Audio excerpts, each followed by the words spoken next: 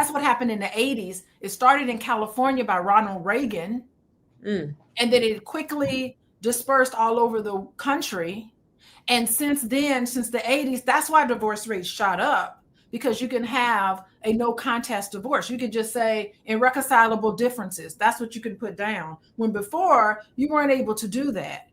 People were all in your business about what was happening. And so that's not the case anymore. And that's why divorce rates shot up. So what we're looking at right now, there's so much known, so many couples therapists, and so much is known now about what is happy, healthy relationships. And it is mutual respect and mutual partnership. That is what creates a happy marriage. And so there may be fewer people married, but the marriages that you have now overall is way more satisfying and way more collaborative than our grandparents' marriage. Those are facts.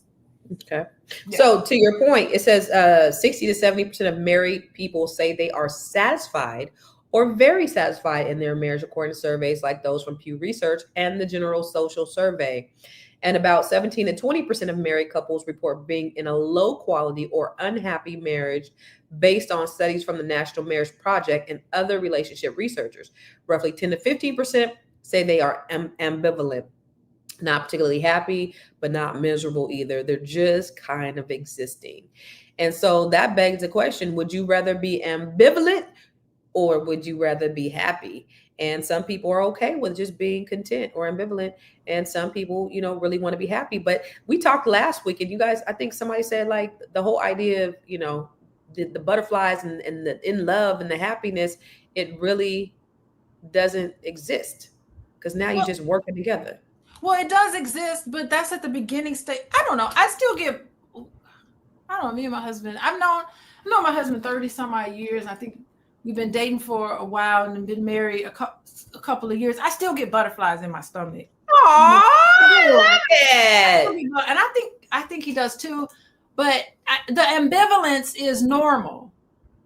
The ambivalence is normal. I think people really need to be realistic about long-term relationships. It is so normal at the beginning of the stage to be so excited to see each other because you don't even know that person very well. You just know what you're throwing up against them about your idealistic.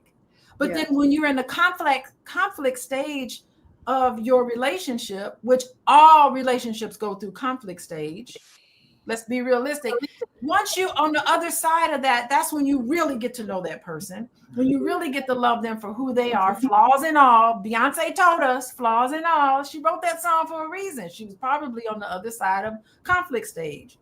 And, there's songs that can guide us through this whole thing. But on the other side of that, that's where the comfort level gets in. I know you.